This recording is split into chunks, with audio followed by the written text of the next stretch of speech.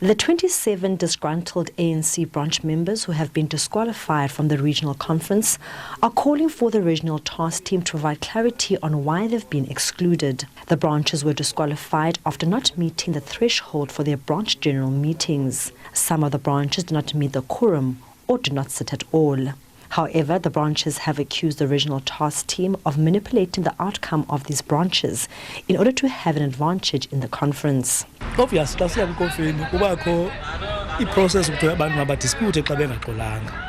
when we get ready to go to the conference, there is a process that people must dispute when they are not happy. Now, the dispute process says that if in the PGM that said members of the ANC are not happy with something, they have a right to raise the matter within a day, and the PEC must answer and give a verdict within 48 hours. If they are still not happy, it's escalated to PTRC, and they also need to give feedback. But we get instructions that we hear on the streets that certain branches must go to rerun.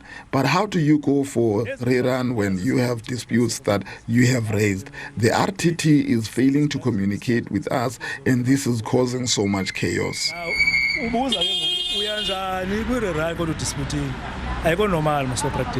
The ANC Regional Conference has been postponed twice, and there is still no date set for it to sit.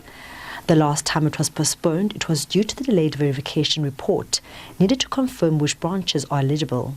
The regional task team says there are only 2 branches that are in question, Ward 25 and Ward 36. But clarity on the issue of the verification process was given. We would have agreed with them that, especially Ward 36, that the preliminary report seems not to be consistent of what would have happened in terms of the branch general meeting of Ward 36, where the preliminary report comes to say and deal with the issue of 36 on a different date from the date we all know that the BPGM said.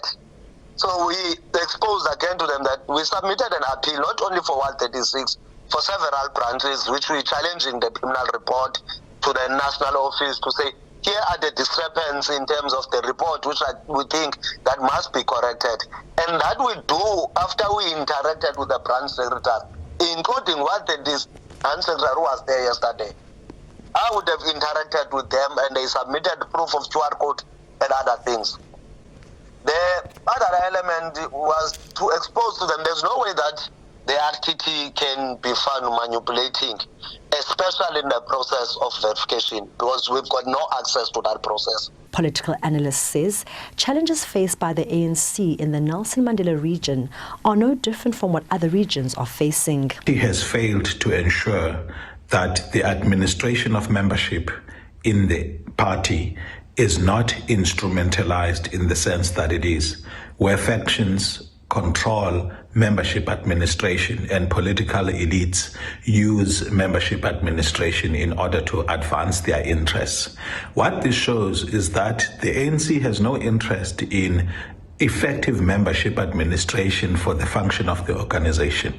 Rather, it is allowing membership administration to be abused by local elites in order to advance the interests of themselves, leading to regional political events and their provincial and national counterparts. The RTT says they are eager to have the ANC Regional Conference, but are still awaiting feedback from the Rutuli House on the issues they've challenged in the preliminary report. Lerato Fekisi, SABC News, Gqeberha.